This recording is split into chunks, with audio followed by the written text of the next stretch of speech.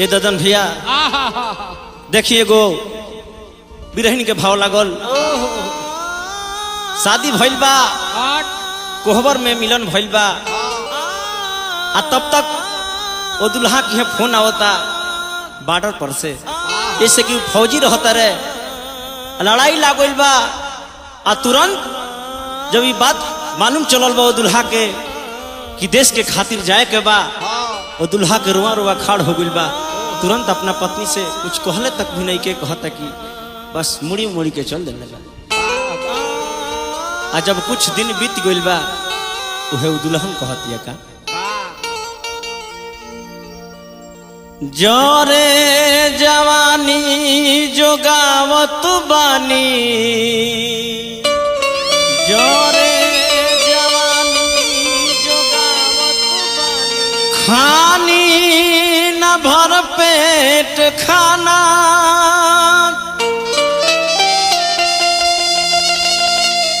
ताना तन के गहना मारे, ताना तन के गहना मारे, घर आजा राजा न करो माना, घर आजा राजा न करो माना। के राजा जी अब तो आ जाई, तू कह तरह की का करी, देश के सवाल बा। वह कह तरीका कैसे कि कोहबर में एक बेरी हो,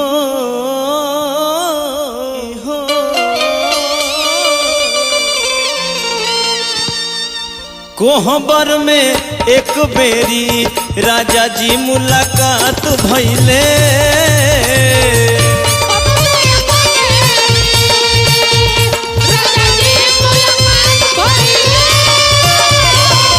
कोहबर में एक बेरी राजा जी मुलाकात भइले,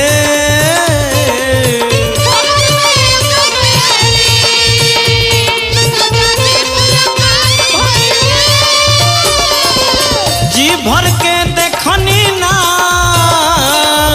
ना कोनो बात भइले हो, जी भर के देखनी ना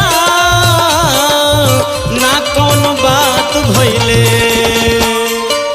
नौकरी पे चली गइल, नौकरी पे चली गइल, नैना से बरसात भइले,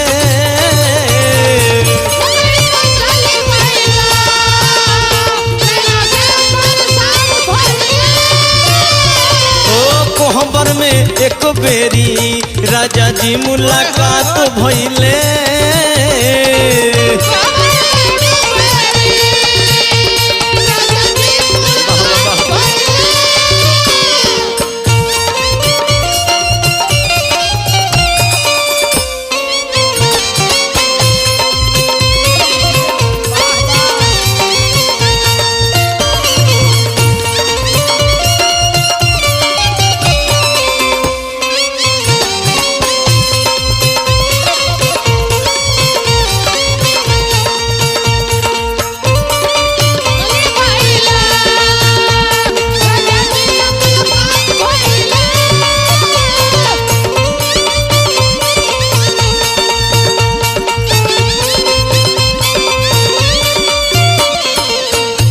कहतारी एक हली तरुआ से मिलन भई, ठीक से हम देखियो ना पहने, पहिला मिलनवा पहिला जुदाई, सोची सोची आवो तरवाई,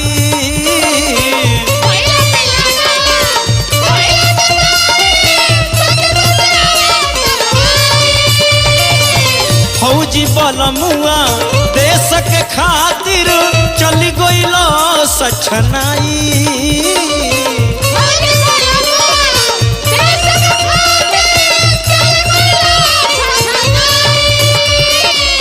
पहिला मिलनवा पहिला जुदाई सोची सोची आवतरवाई। फौजी बलमुआ देश के खातिर चली गइल छछनाई। बताई रुआ तनी ना बुझाई सुख दुख जनल ना हो सुख दुख जनल ना ई कैसन साथ भइले।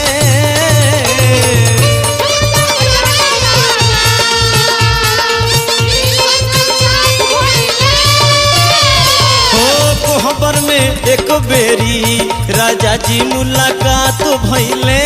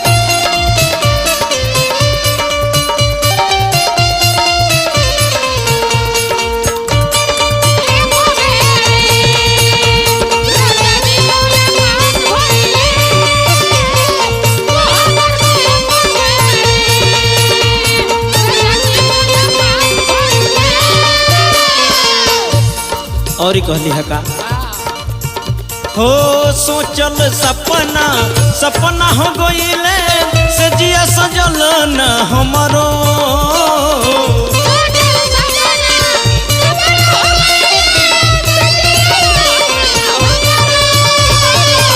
आई बना इहावा पियावा हमरो खाले दियब हम जहरो।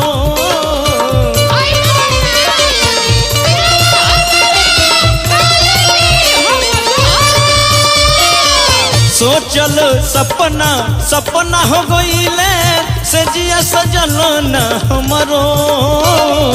आई बना इहावा पियावा हमरो खाले दियब हम जहरो। बताई रौरा याद में बुझात नहीं के दिन भइल की रात भइल। बिरह में बुझाला ना हो बिरह में बुझाला ना दिन को बरात भइले।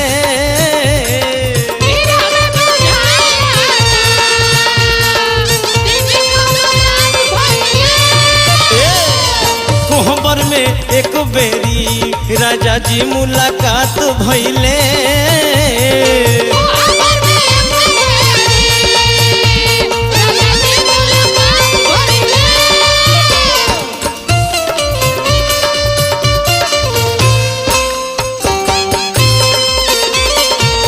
जय मंटू बाबा जी।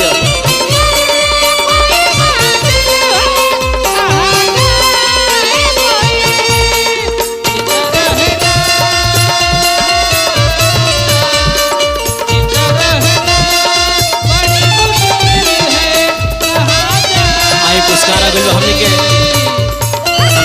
स्टूडियो के मलिकार बड़का भैया हमने के राजेश भैया की तरफ से बहुत बहुत पुरस्कार मिलल बा।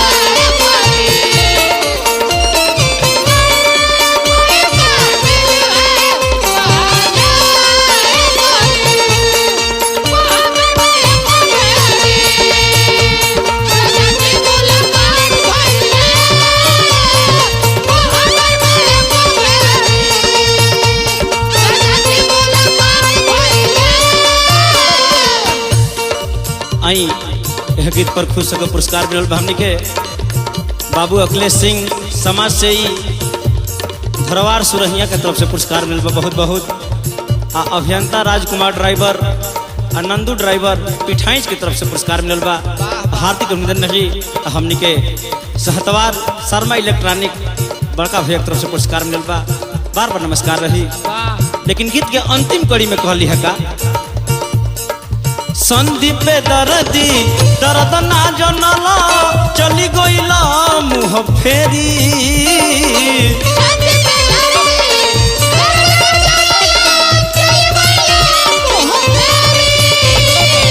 परदीप प्यारा बिरह में गावे दर्द दिला उटकेरी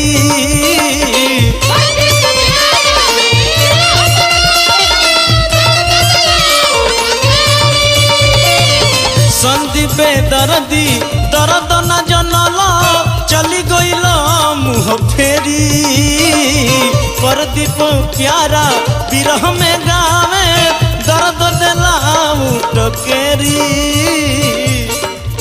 अरे काज अब आ जाइए, अब राहत नहीं खे बुझेलो न बतिया के हो बुझेलो न बतिया के बड़ा बाउर हालात भइले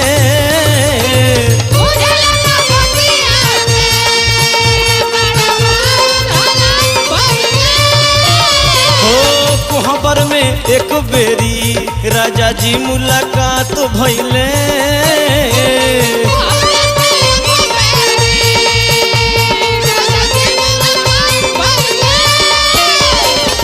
जी भर के देखनी ना कोनो बात भइले हो जी भर के देखनी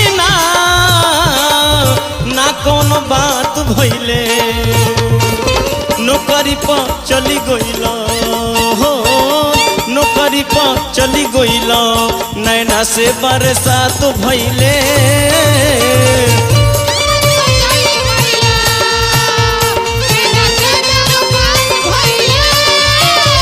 हो कोहबर में एक बेरी राजा जी मुलाकात भइले